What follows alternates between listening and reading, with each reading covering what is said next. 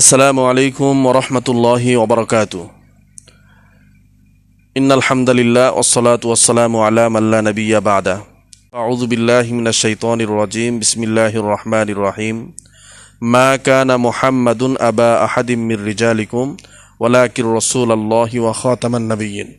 ওয়া ক্বালা আন-নাবিয়্যু সাল্লাল্লাহু আলাইহি ওয়াসাল্লাম আনা খাতামুন নাবিয়্যিন লা নাবিয়্যা বা'দি।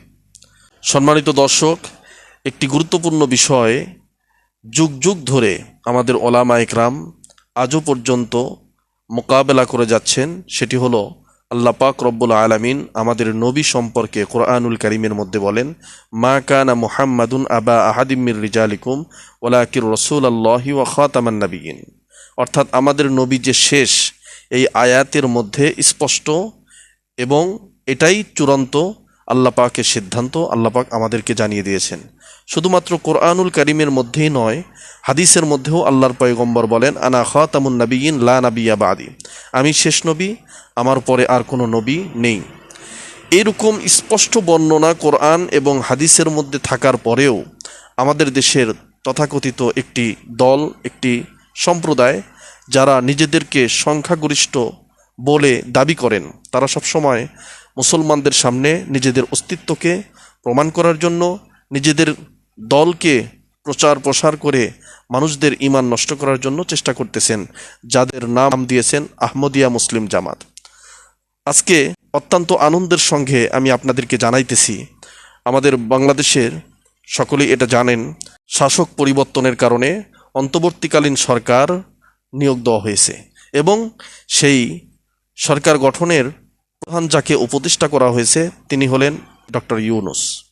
তিনি যখন বাংলাদেশ বিমানবন্দরে অবতরণ করেন, সাংবাদিকদের সঙ্গে মতবিনিময় করতে গিয়ে, কথা বলতে গিয়ে তিনি একটি কথা ওই সময় বলেছেন, চলুন আগে সেই কথাটি শুনে আসি।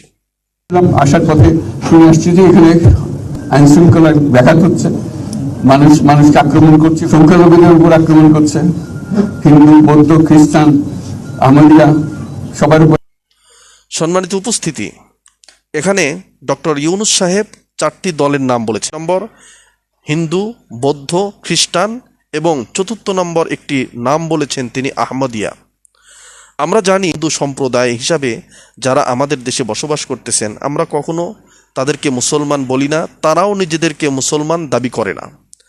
বৌদ্ধ, খ্রিস্টান এনারাও একটি সম্প্রদায়, সংখ্যালঘু যারা আমাদের দেশে বসবাস করতেছে, আমরা তাদেরকে কখনো সংখ্যাগরিষ্ঠ বলি না, সংখ্যালঘু হিসাবেই তারা পরিচিত এবং এদেশে তারা বসবাস করতেছে, আমাদের কোনো আপত্তি নাই, তারা তাদের নিজেদের ধর্ম পালন করতেছে।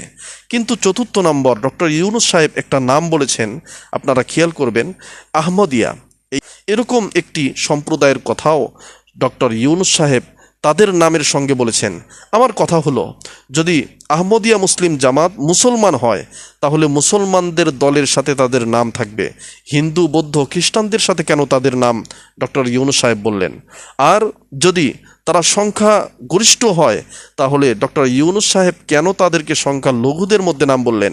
এখান থেকেও কি জাতি পরিষ্কার বুঝতে পারতেছেন না এরা কোন দল, এরা কোন জামাত, এরা কি চায়? মুসলমান কখনো তাদের দলকে সমর্থন করতে পারে না। এই সমর্থন যারা করবে, আল্লাহর পয়গম্বর হাদিস শরীফের মধ্যে বলেন, মান তাশাব্বাহা বিকওমিন ফাহুয়া মিন, যেই জাতির সাথে সম্পর্ক করবে কিয়ামতের ময়দানে আল্লাহ পাক সেই জাতির সাথে তার হাসর ঘটায় দিবেন। আমরা বলতে চাই, আপনারা দেশে বসবাস করেন, আহমদিয়া মুসলিম জামাত বলেন আর কাদিয়ানি বলেন, এই যে কোনো একটা নাম ধারণ করে হোক অথবা নতুন নাম ধারণ করে আপনারা বসবাস করেন, কিন্তু নিজেদেরকে মুসলমান দাবি করাটা এটা মুসলমান সহ্য করবে না। কারণ মুসলমান যে হবে তার আকীদা এবং বিশ্বাস হবে, আমার নবী শেষ, আমার নবীর পরে আর কোনো নবী নাই, আমার নবী শ্রেষ্ঠ নবী, আমার নবী শেষ নবী, আনা খাতামুন নাবিয়্যিন লা নাবিয়্যা বা'দি। অনেকেই এই হাদিসের তর্জমা করতে গিয়ে বলেন আমাদের নবী শেষ, আর কোনো নবী আসবে না। এই তর্জমাটা ঠিক নয়, বরং আর কোনো নবী নাই, আসবে না এই কথাটা যদি বলা হয় তাহলে বোঝা যাবে যে আছে কিন্তু আসবে না। এই নবী শেষ নবী, এই নবীর পরে কিয়ামত পর্যন্ত এই নবীজির নবুয়তি জীবনী পরিচালিত হবে, যারা এই পৃথিবীতে আগমন করবেন।